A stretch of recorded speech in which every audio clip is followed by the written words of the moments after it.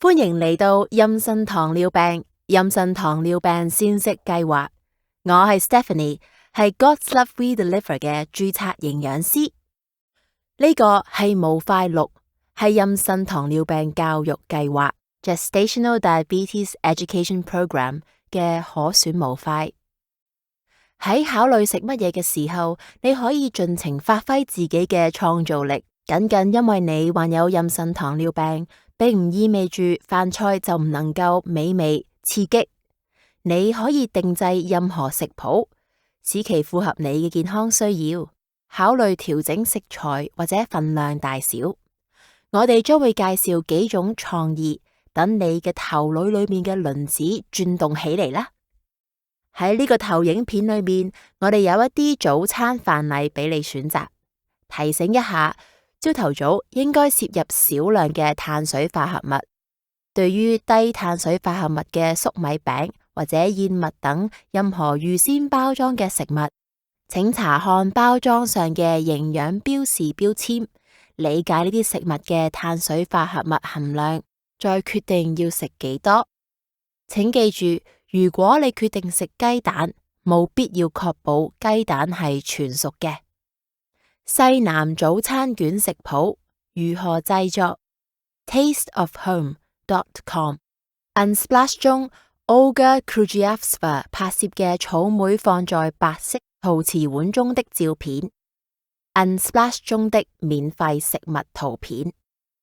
由於早餐可能有啲限制，晨間點心可以等你有機會再食一啲。如果你想食嘅早餐碳水化合物含量較高，呢度會係你早餐嘅延續。分開食早餐同埋晨間點心，將會有助確保你嘅血糖保持喺正常水平。接住落嚟，我哋對你嘅午餐可以食乜嘢有啲想法。午餐期間，你有更多機會嚟到增加碳水化合物嘅攝入量。你可以選擇熱食或者冷食。你甚至可以將之前嗰晚晚餐食剩嘅隔夜餸作為午餐。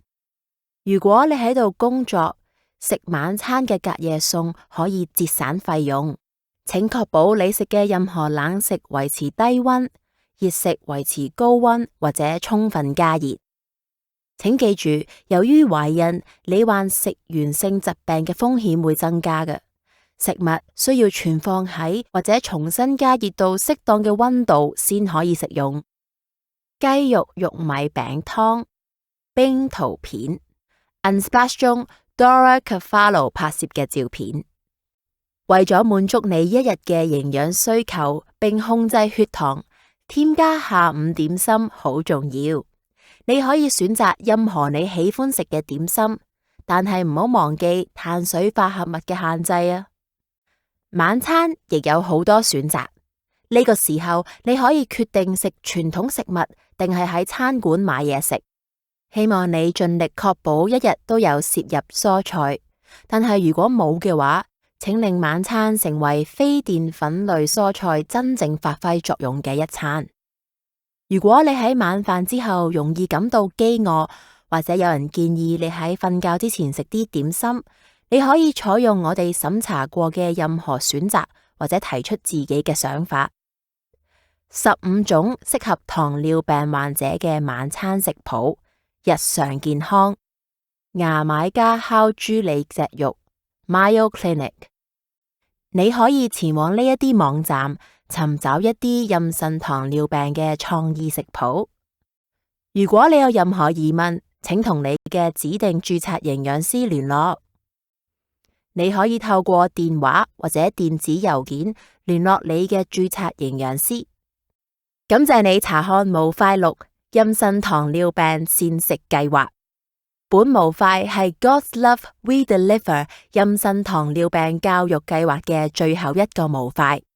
如果你查看模塊 2B 透過飲食控制妊娠糖尿病之後嚟到本模塊，請繼續理解教育計劃，並查看模塊3體能活動。